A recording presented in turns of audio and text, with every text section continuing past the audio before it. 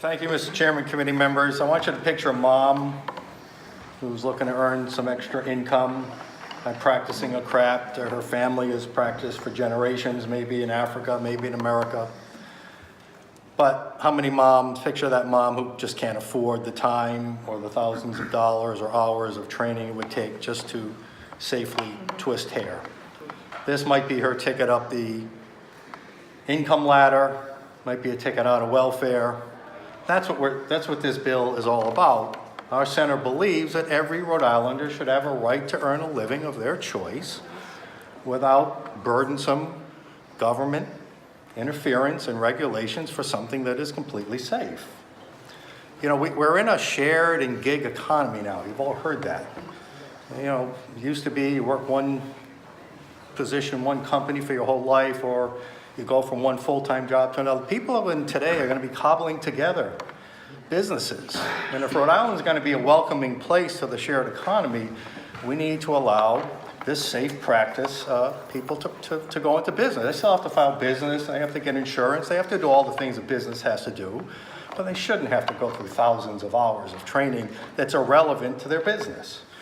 Our center did a report on occupational licensing earlier this year. We were ranked in the bottom 10 when it comes to occupational licensing burdens. This is one of the reasons why our whole state business climate is in the bottom 10, is because we have these oppressive mandates on so many different parts of our business sector.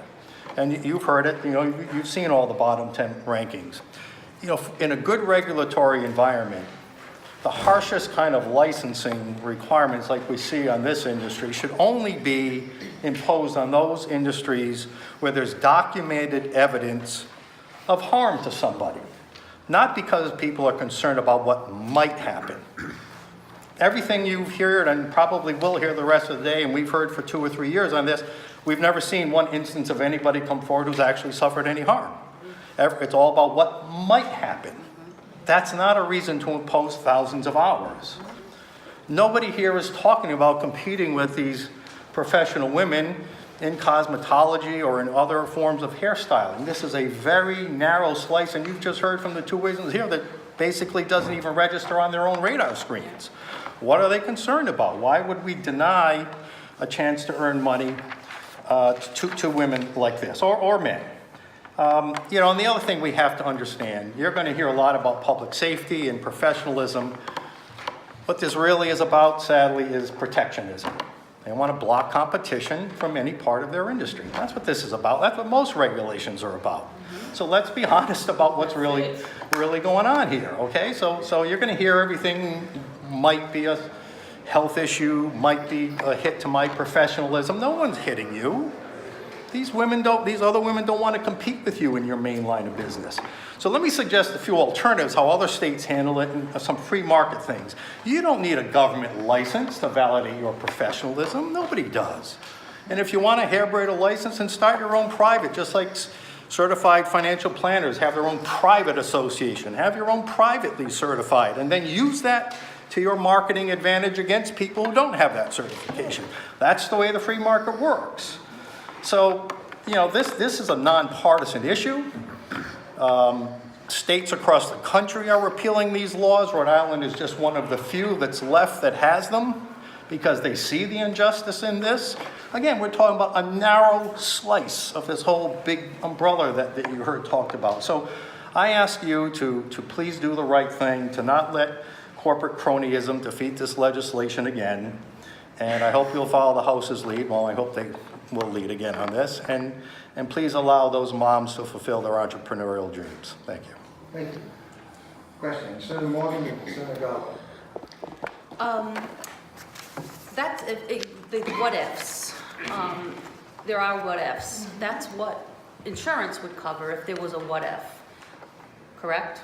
I would think so. I would think that if they, obviously, I think any business would want to get liability insurance, and whether you're licensed or not probably would be a factor in whether you get covered or what those rates would be. That, again, that's just the way the free market should work. And they don't use any chemicals on the hair. They don't use, all they do is simply braid hair. Well, I don't think so. I've been told I'm not the expert on that, but I've been told that it's just the African style hair braiding, natural hair braiding as this bill describes, is just the twisting of hair No chemicals, no heating, no sharp instruments, I believe, is what I've been told. Senator Gallo? Do you know how many hours are required if you were to get a license for that hair twisting, braiding? I believe the General Assembly reduced that last year from 1,500 hours to 1,200 hours. 1,200 hours, and it's mostly for cosmetology and other hairstyling techniques, right? Just for, I Right. want to know how much time is dedicated. Oh, I don't to know, braiding. I don't know. You'd have to ask, So when we get an expert. I'm sure one of these other ladies know about that, who conduct it. No, how much of that is dedicated just to the hair Just to braiding? braiding. It wouldn't be just braiding, it falls under. Yeah. Oh, Okay. I'll have more people Ask them, they're the testify when they come up and ask that question. Any other questions, Senator Lombardo? Thank you, Mr. Chairman. Mike, you had made a comment that there has not been any injuries to this point regarding hair braiding. Is it because they're licensed and they go to school? Is that perhaps the answer? I don't know. I mean, we're not aware of anyone that's come forward. There may be injuries. Again, no one has presented, you know, You made a comment that Yeah, there but- hasn't been any injuries in braiding. well, evidence of. Or evidence of Yeah, any okay. injury in braiding. Yeah. And my question to you is because they are licensed and they've gone through the schooling and it's almost where they're sure that they're. Well, I think one of your former witnesses here is going to talk to the national lack of incidents in that where there are no hair braiding licenses. So you'll hear from an expert on that shortly. Further questions?